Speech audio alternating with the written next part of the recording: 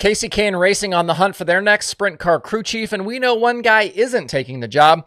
Plus, the Outlaws make a possibly strategic schedule change. Josh Rice goes racing with a different team. Kyle Bronson has a new car and more. Let's go.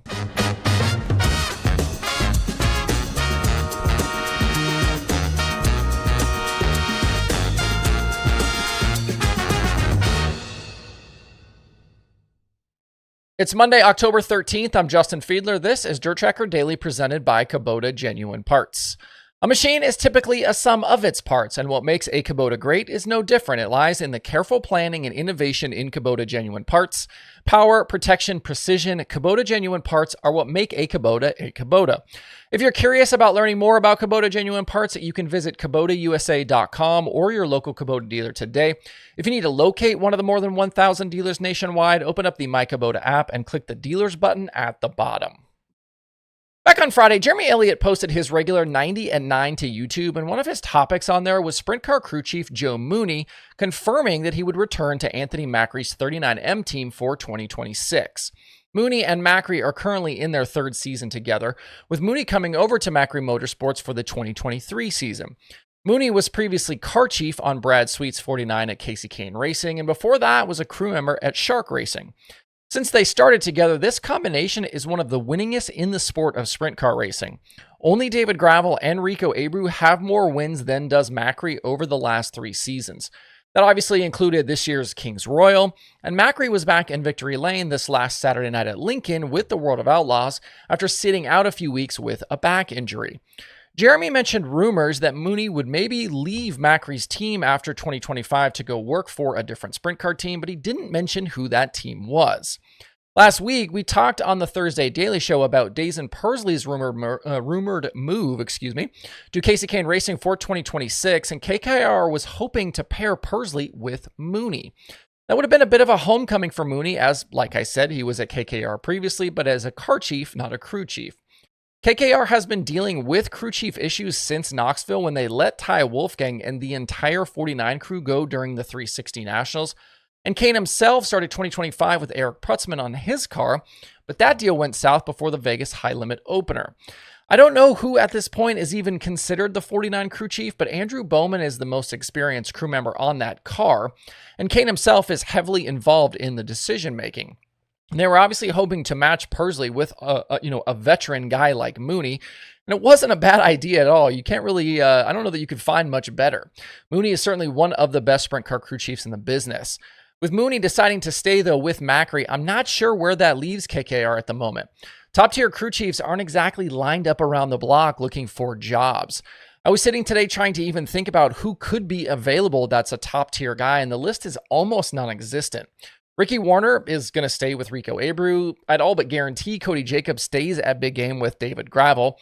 Roth would be silly to let Dylan Buswell walk from Buddy Kofoid's team. We know Kyle Ripper will be back with Sheldon Haudenschild at KCP Racing next year. Word is that Eric Prutzman will lead Gio Scelzi's team at Spire CMR for 2026. He wouldn't go back to KKR anyway, I don't think. Philip Dietz isn't going anywhere on the JJR 41. I think he's kind of practically the team owner there these days. I doubt Jake Argo leaves the 7BC. And Heath Moyle has been around a long time, but he's got a young family in Pennsylvania, and I don't know that he could be talked into leaving Brent Marks 19 and moving back south. From there, you'd have to look regionally or for someone that isn't a crew chief yet. We know a guy like Nate Repitz. He left Macri Motorsports not long ago. He's been around a while as a crew member, but not a crew chief. Maybe somebody could talk Drew Warner into leaving Tarleton, but I think he's pretty tied in out there in California. If Brent Ventura was going to come back as a crew chief, I would imagine that would be with Roth. He's family there. I think it'll be super interesting to see where KKR turns for a wrench to lead Persley's effort next season, or if maybe they'll just try to stay in-house. Sticking with sprint cars, the World of Outlaws announced 2 more 2026 dates for their sprint car slate. I haven't really been talking about a whole lot of the schedule stuff. I don't know if you guys care. I don't know that it's that big of a deal. I'm almost kind of fine just waiting until the schedules come out before we really even kind of diving on this stuff. But that Memorial Day weekend for the Outlaws is shifting from Ohio to the Midwest, with Knoxville and Huset's getting put together for a remade holiday weekend. Both of those shows will pay $20,000 to win. In 2025, the Outlaws hit Attica on Saturday. They had Sunday off and then went to Atomic on Monday. This is notable because in between, a few Outlaw drivers beat feet to Port Royal on Sunday and ran the Weikert with High Limit. That short list of drivers included David Gravel, Logan Schuchart, and Zach Hampton. This will not be an option now, as these dates will directly conflict with what I'm guessing will be the same Weikert dates in 2026 and just a few more miles in between. I'll leave it up to you to decide if this is some sort of outlaw, high limit conspiracy here or not. But of note, the outlaw free passes are always a point of contention, but only 2 of 15 outlaw drivers used their full allotment of free passes in 2025. Those drivers were the Macedo brothers in Carson and Cole. Gravel, Kofoid, Logan Schuchart, Bill Baylaw, Garrett Williamson, Chris Windham, and Hunter Schoenberg all used 3 of 4 passes. Sheldon, Donnie Schatz, and Skylar G used 2. Zach Hampton used 1, and Connor Morell hasn't used any. Gio Scelzi had used 2 before he left, and it would have likely been 3 had he stuck around. I did hear one rumor that maybe the restrictions will be lifted for 2026, but even though we're waiting to see what the Outlaw Platinum package is for 2026, I would not expect the free pass deal to change. 2 late model notes for you today. First, and I've had a bunch of messages about this one, Josh Rice made an appearance with the JRR late model team over the weekend at Atomic Speedway. Rice normally drives his family 11, but shared to Facebook that he got a late call to come drive Justin Ratliff's car at Atomic. And Rice ended up winning that $3,000 late model show, topping Clint Keenan and Justin Cooper. This is notable because Rice was rumored a few weeks ago to be replacing Dalton Wilson in that JRR ride for next season. Wilson was also in action this past weekend, but he was again in the Big Frog car. He finished 6th and 10th against Hunt the Front at Cherokee.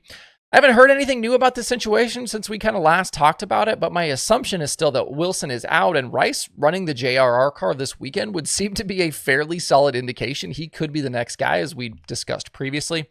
Certainly a good first outing together, but a weekly show at Atomic and tour races with Lucas are definitely a bit different. Finally, did you guys see that Kyle Bronson is making a very late season chassis change for his dirt late model team? He'd been a Longhorn driver here lately, but back on Friday announced a swap to a Rocket XR2 on Fox Shocks. The 40B is now black instead of orange, and I'm assuming we'll see him for the first time in this car this coming week at Eldora for the Dirt Track World Championship. 2025 has been a bit of a tough season for Bronson with just 24 top 10s in 62 races. He's got a pair of unsanctioned late model wins at East Alabama and took one of the features at the Baltus Classic. Those are his only wins this year, though. I was told back in late September that this move was coming, but I forgot all about the message I was sent, so that's certainly my bad. We'll see if this XR2 can turn Bronson's performances around. As we close out today, wherever you are watching or listening right now, maybe consider subscribing or following the show if you don't already. We're just 30 subscribers shy of 47,000 right now on YouTube. I'd love to have you join us 5 days a week as we talk all things dirt racing. The show can be found on YouTube, Facebook, the podcast places, and at DIRTRACKR.com. Hope you guys have a great rest of your Monday out there. We'll see you right back here tomorrow.